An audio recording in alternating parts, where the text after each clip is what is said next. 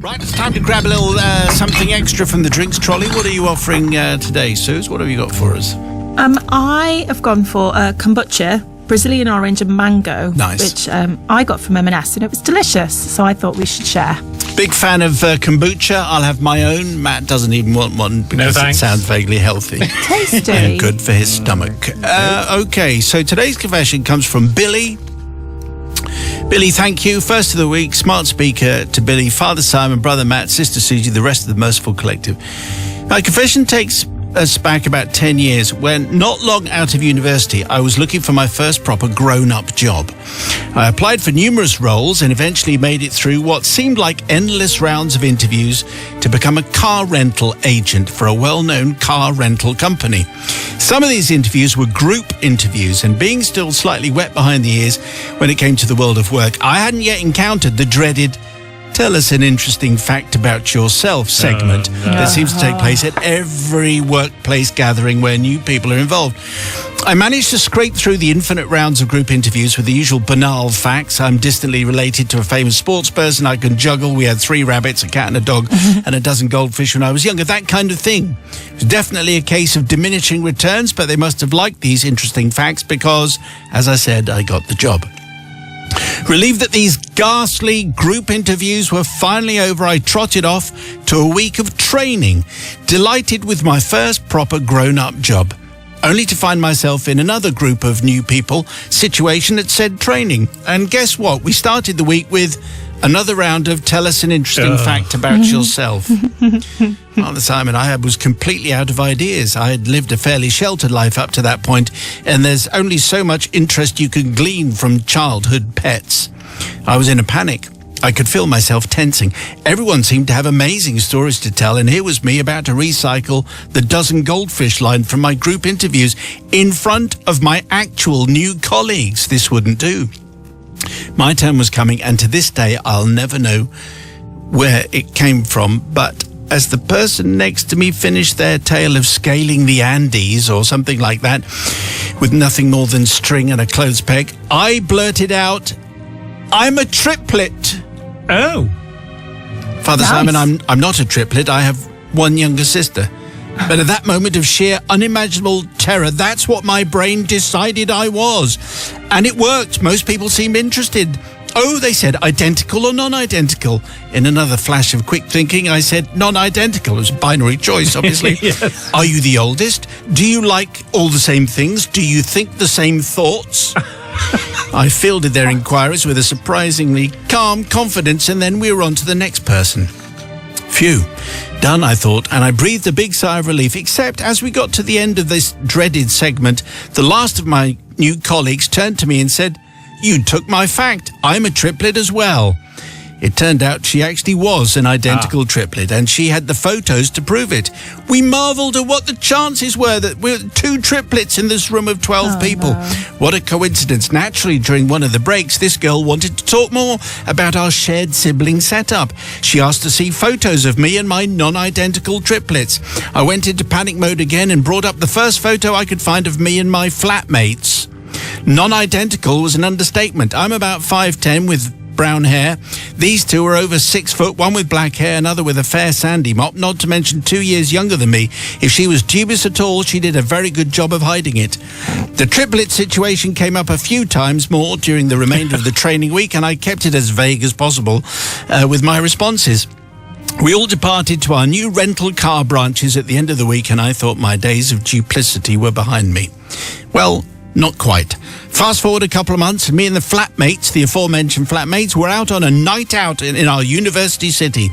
And who should come bounding up to us but my colleague, who actually was a triplet.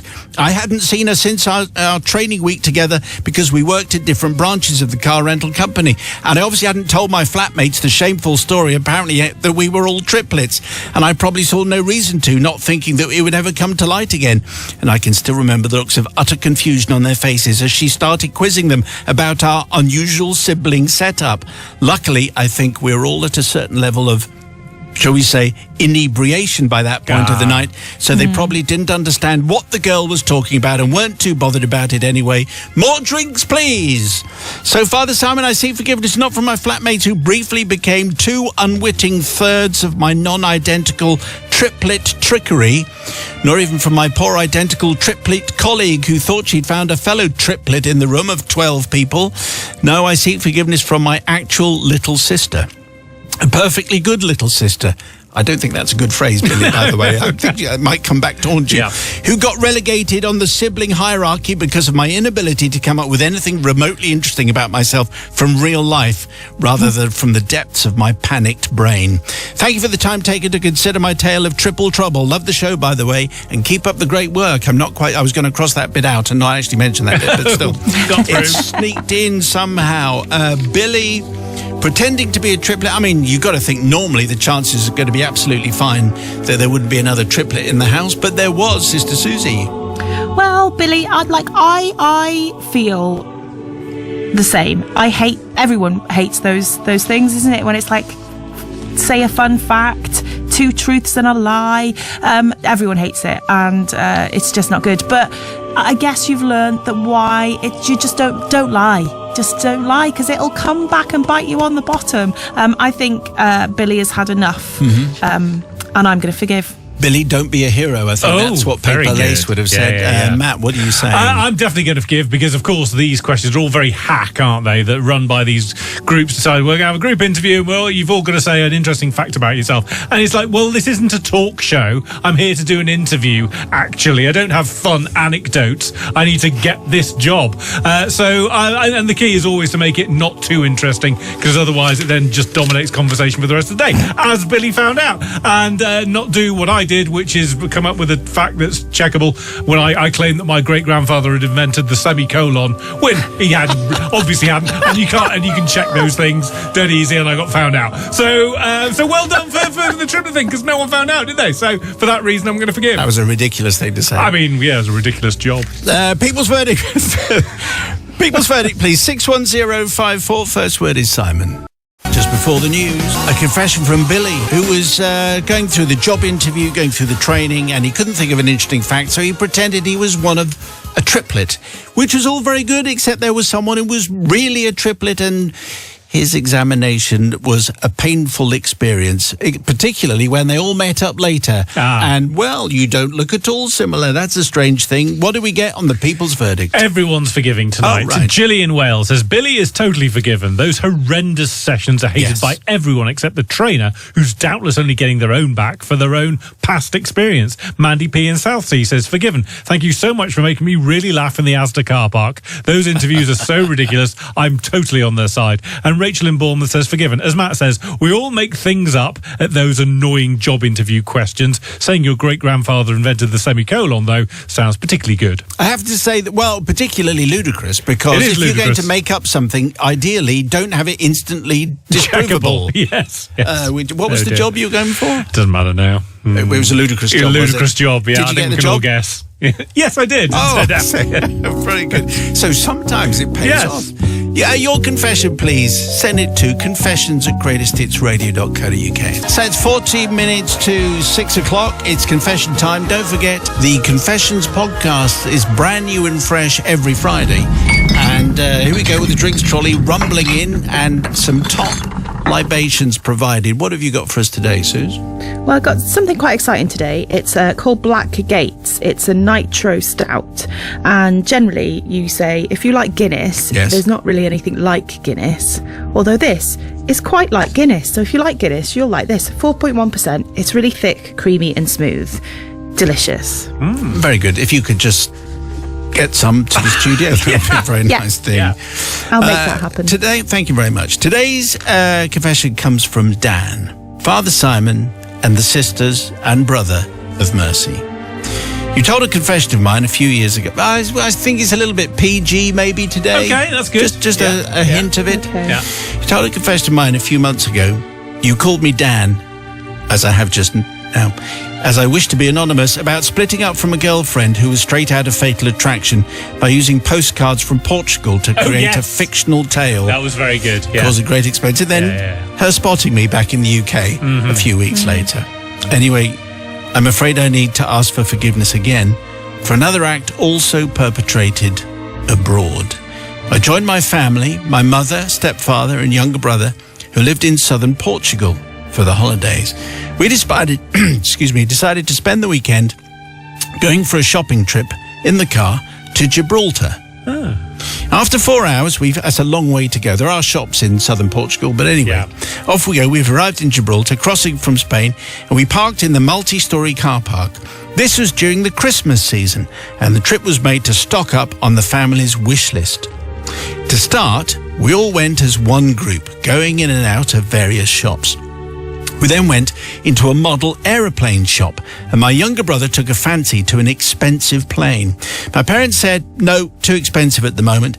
However, as we left the shop, my mum whispered to me, here's the money. Say that you want to go alone and do some shopping, then go back, get the plane, take it back to the car. It'll be a nice surprise for him on Christmas Day. Yes. That's the way families work. Yeah. Here's the car key, says my mum. So I duly obliged, stating in my best thespian voice, I need to go and browse by myself. I strode ahead and then scooted back when the family were out of shot, went in, bought the plane and took it back to the car. The car had a separate boot. I opened it but left the key in the lock. I put the present inside, then slammed the boot lid down, as you do. Unfortunately, the key snagged in my belt buckle as I was slamming the boot lid down.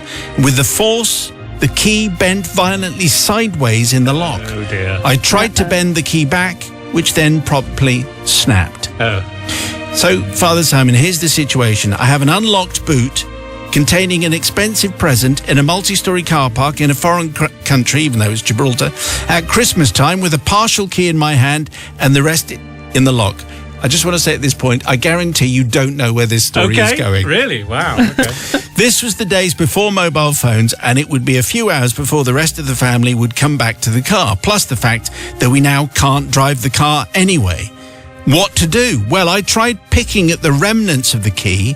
However, my stubby nails were just millimeters short to get any purchase. And after a few minutes of unsuccessful lock picking, I came up with an idea. How about using the power of suction to get the key closer so that I could get my fingers to it? Of course, there was no vacuum cleaner. So I decided the natural way was the only course, and I got on my hands and knees and I tried to suck the key out. Oh, no. Have you ever heard of anyone thinking that they can do such a thing? Anyway, after about 3 or 4 minutes of trying, I managed to shift the key the required millimeters so I could gain purchase with my fingers and finally got the key out. Can I say, don't try this, obviously, because You actually get the key out? sucking half a key out of a lock. Wow. Just managed to move it a little bit so that he was able to get his fingers in and work it out. I now had the key in 2 bits. I proceeded to go into various locksmiths on the island. There are surprisingly a lot for a small area.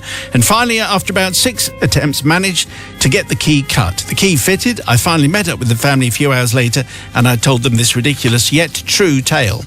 However, Father Simon, while I don't seek forgiveness from my family, my brother got his present after all, and the family got a new key. I don't seek forgiveness either from the various locksmiths who had to endure a panicked 18-year-old running around asking for a key cut. Damage had been done. I need to ask forgiveness from the young girl and her mother, who, when walking to their car in the multi-storey car park, came across the sight of a man on his knees with his lips around a car boot lock, giving it some serious sucking. Wow. I did hear the girl say, "Mummy, what's that man doing?" To which her reply was, "Never mind, just get in the car." Yeah, don't look, dear. Yes, No. Mummy, but why is he kissing the car? Ask your father, now get in. Oh, dear. They didn't give me time to explain before they drove off. Can I be forgiven? I mean, it's a very, very unusual thing. I mean, I don't think anyone else would think, I know, I'm just going to suck that bit of key out of the lock. Yeah. Most ridiculous. But anyway, you can imagine that daughter and mother would be going, that looks a little bit weird. Sister Susie, what do you say? Yeah, I think Dan probably did look a bit odd there. What you do? You need some tweezers or like a hair clip or something. He's not going to have those, is he? Well, you could go and get them. You're in a shopping mall. What? They don't even have those in Gibraltar, do they? Yes, they do. Do they? Okay, of course fair they enough. do. I just think that little girl is not going to let that lie. She's going to be asking that mum the whole way home and even longer as to Yes. what that was. And how are you going to explain that? Not forgiven, Dan. He was using his initiative, and it seemed to work. I think it did, and and he managed to get it out as well. If you asked me to put money on whether he was getting that key out by using the power of the suction of his own mouth, there's no way that key is getting out of that lock. I'd have said. Yes. So well done him for getting it out. And I know if I was to be sucking a car key out of a lock, I would hope to do it in an environment where there wasn't a mother and daughter That was walking luck. past. So I think everything's gone well for him, hasn't it? And he's found the locksmith Yes. in Gibraltar, where they don't sell the other stuff. So, or for all of those reasons, I'm going to forgive. I mean, on balance, you could have gone shopping in Portugal, I'd have thought, or Yes. maybe Spain. Spain, that's Yep. probably a bit nearer. Yes. Anyway, it's the people's verdict, of course. Does Dan get your forgiveness this time round? 61054. First word is Simon. Just before the news, we had a topic confession from Dan, who found he had a broken key in the boot of his car. So he did what anyone else would do and sucked it out. Although it seemed to upset a mother and child who weren't Yes. quite sure what was going on. Never mind, just get in the car, ask your father, etc. People's verdict, here we go. So Ricky in Buxton says forgiven. I think the idea of sucking the key out is absolutely genius. I would never have thought of that. And it actually worked. Well done. John says forgiven. I feel sorry for poor Dan. He did his best, and it was unfortunate that the child and mother saw him, but I'm sure they didn't mind. And Tim in Sutton Coldfield says forgiven. I admire his ingenuity here. He must have felt a right idiot doing it, though. Vorsprung Burke technique. Okay, interesting. Yeah. So thank you very much indeed for the verdicts, and thank you for your confessions. Send yours to confessions@greatesthitsradio.co.uk. 5:46, it's time for the confession, but first of all, we need a little bit of sharpener. Maybe, is that what they used to call it? Wow. Is it a sharpener? Yeah. I think it is. It's the 1950s. It is, isn't Yeah. What are you offering from your trolley? Well, to sharpen your minds, I've gone with a vodka today, Brecon 5 vodka, in fact, which is a lovely Welsh vodka from the guys that make Penderyn whiskey. It's distilled 5 times, hence the name, and it's glacier water. Very tasty, and I would say just with tonic and a large chunk of lime in it would be delicious. Oh, lovely. Okay, that'll do, but maybe I'll have a bit of lemon just while I'm working. right. Thank you Of very much. course. Today's confession comes from Colin. Recently retired after 42 years in the NHS, and so therefore he's throwing his reputation to the wind.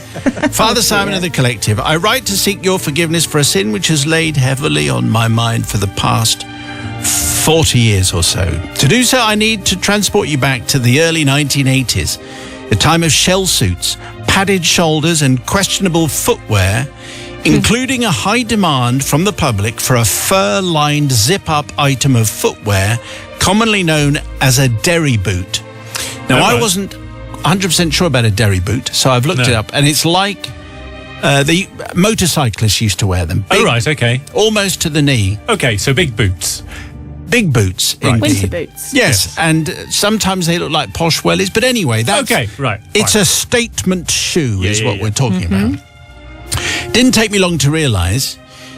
it was in the weeks leading up to Christmas that I secured myself my first ever job as a Saturday lad at a well-known shoe shop, Saxones. Oh, yes. I In remember Newcastle. them. Yeah, Remember them? Yeah, yeah. It was my first ever job, and I was, as you might expect, very keen to impress. It didn't take me long to realise that my colleagues were equally keen to impress, and competition between the staff to rack up as many sales as possible was intense.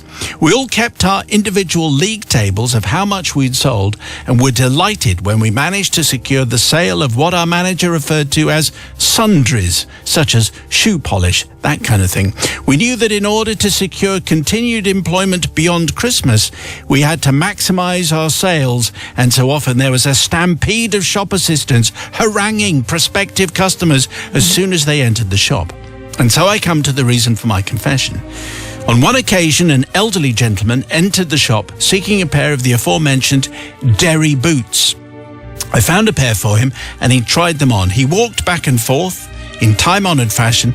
He looked at them in the mirror before deciding they were too tight on his feet, and so he politely asked if he could try a larger size. I duly made my way to the back of the shop and hunted high and low, in the words of Aha, though we didn't know that at the time, for the larger size, but I'm afraid to say I couldn't find any. I was desperate for the sale and so went down to the shop's cellar to see if I could find the right-sized pair. Sadly, my efforts were in vain, as there were no larger sizes to be found anywhere. We had sold out. And then I had my bright idea, born out of desperation to make a sale, and the consequences of which I have had to live with for decades. You see, I decided to give my unsuspecting customer the same boots back again. Yeah. So what if they were too tight for him and might result in his feet being crippled? This sale would boost my figures and might result in my continued employment beyond Christmas. And anyway, he'd never know, as we were now working in the new European feet measurements. And he'd never know what a size 44 really was. It's all foreign. Yeah. So off I went and passed exactly the same pair of boots to the customer, taking pride in telling him that I'd looked all over the shop before eventually finding a larger pair for him, the last in the shop. He duly tried them on, walked back and forth, looked at them in the mirror exactly as he had before deciding they were an ideal fit and that he would take them. What a triumph for my sales pitch. I often wonder how long it was before that gentleman sought the advice of a podiatrist and whether there were any long-term chiropractic issues resulting from my youthful enthusiasm to sell a pair of boots. Well, sadly, you'll be relieved to know I was dismissed from my role immediately after Christmas and decided a long-term career in the shoe-selling industry wasn't for me. So, Simon and the Collective, I hope you can find it in your good selves to forgive my youthful former self for the selfish and cruel act which had been such a burden on me for so long. Colin recently retired, 42 years in the NHS, where, to the best of my knowledge, I haven't harmed anyone. Well, let's see where we go with this, because, I mean, we've all been there. We've all worked in a shop. Dixon's. I worked in Dixon's. If you sell that radio, that could be very good for you. If you sell that radio, not quite so good for you. Oh, okay. Let's see how that works out. Anyway, I think this is a standard fare back in the 80s. Nice to hear saxophones get a mention. Yeah. Anyway, Susie, what do you say to Colin? Yeah, Colin, I'm not sure how much of this is Colin's fault, really, because obviously he did palm off a shoe of the wrong size, but the person put them on his feet and worked out whether they fit or not.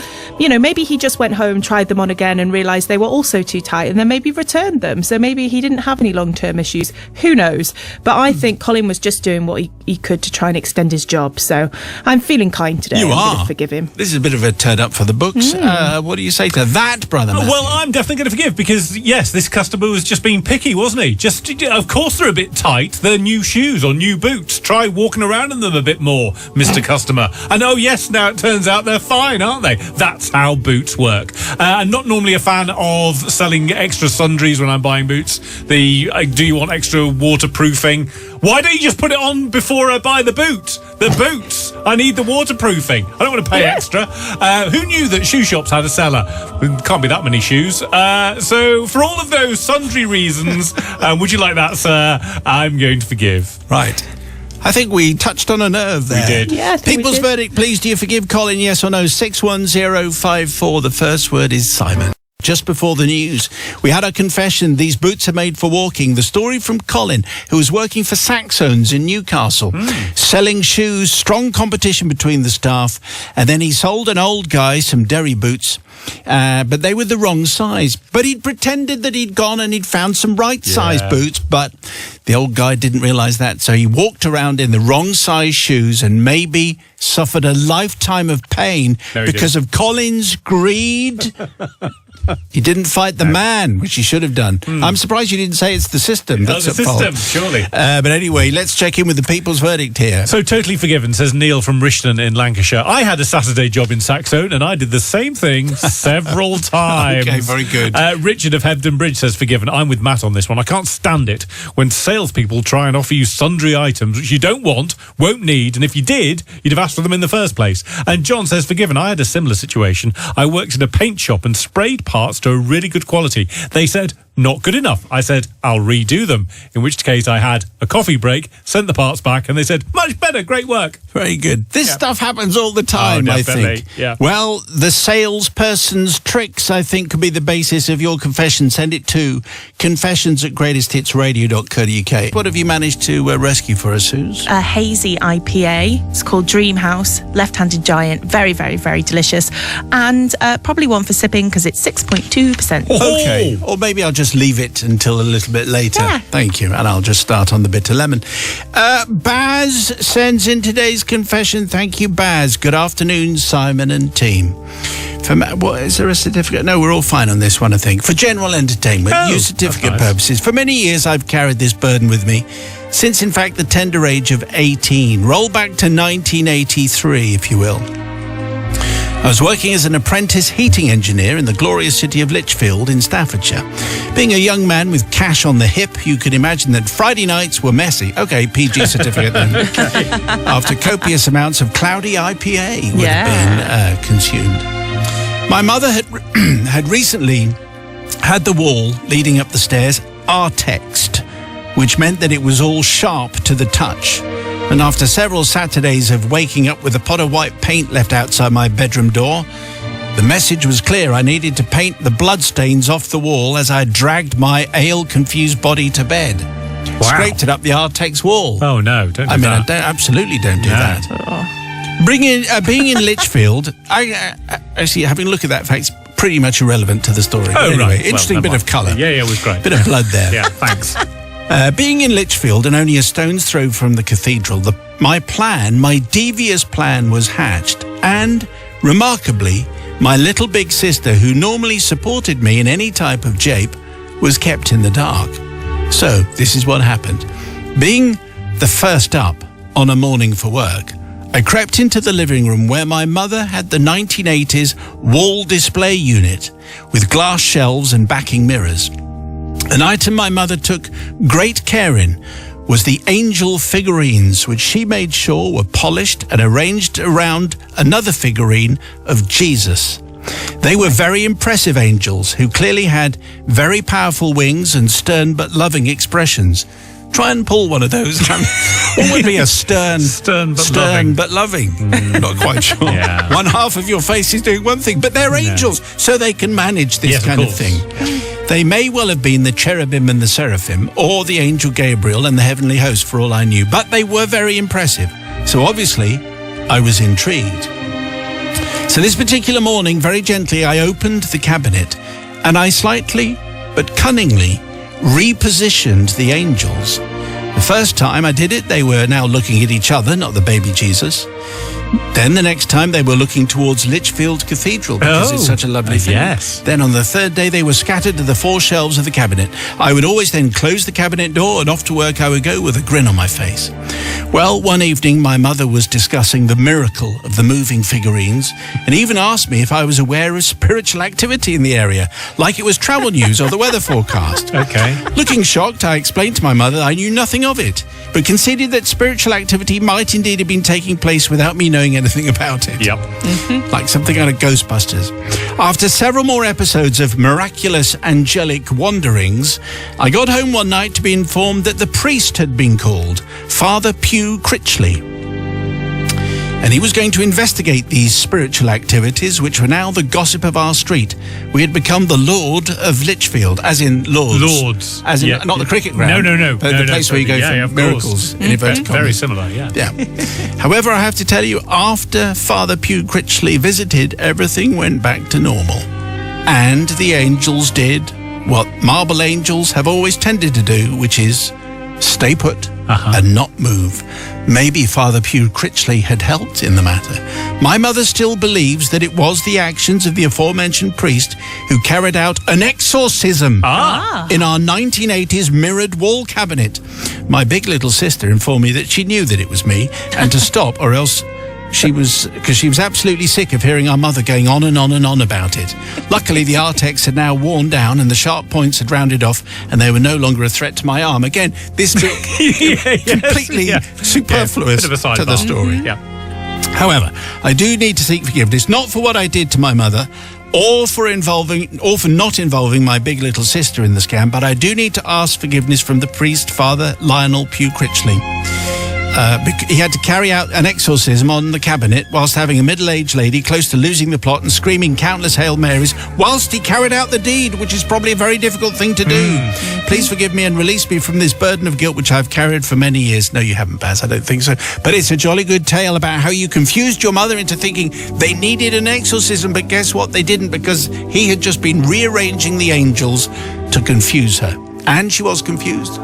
But maybe it was miraculous. That's what everyone thought. Yeah. But actually, the answer was slightly more robust. What do you say, Sister Susan? Well, it reminded me of the episode of Doctor Who with the angels where you don't blink because they move if you're not looking at them. So it's kind of like that. And do you know what? I don't like any of this spooky stuff. I think that I wouldn't like it. You don't know who's doing it. Is it just someone playing around, or are they really moving? No, they're not. Well, I think you just don't know, do you? So I am on the side of the mum and the sister, and I'm not going to forgive. Thank heavens for Father Pew Critchley coming in and sorting everything out. Isn't it great to see him again? I'm going to forgive. Frankly, Baz, I'd have had the angels doing far worse than what you were doing. So just looking towards the cathedral, looking at each other, looking in the four corners, it's all fine. And you do have to feel for the priest going home that night. So what have you done today? Well, I've been exercising a wall cabinet. That's been my day. How was yours? There has been demonic activity. The demonic activity just above the telly. So, for all those reasons, I'm going to forgive. Okay, so it's the people's verdict. Please, do you forgive Baz, yes or no, for deceiving his mother? She thought there were devils in the lounge, but actually it was just him having a laugh before he went to work. So, what do you say to Baz? 61054, first word is Simon, for the people's verdict. Just before the news, a confession from Baz, a story of clearly a demonically possessed cabinet in his mum's lounge, except that it was actually just him rearranging some angels. Who'd have thought? Anyway, the people's verdict is in. Here it comes. So Jess in York says, forgiven. He was just having a bit of fun. I think calling the priest was a bit over the top. Henry in Liverpool says, not forgiven, though. I think that would have spooked me. Baz is lucky they didn't get that ghost hunting program in. And Sarah from Devon says, not forgiven. You should always respect your mother. Also, I once dated a guy from Lichfield, and he was a bit of an idiot, just like Baz. Paint them all with the same brush. Just because of Baz. By the way, the Father Lionel Pew Critchley was a priest in All Gas and Gaiters. Derek Nimmo. It's a topical TV reference, by the way. Your confession, please, to confessions@greatesthitsradio.co.uk. The new podcast will arrive in your inbox tomorrow.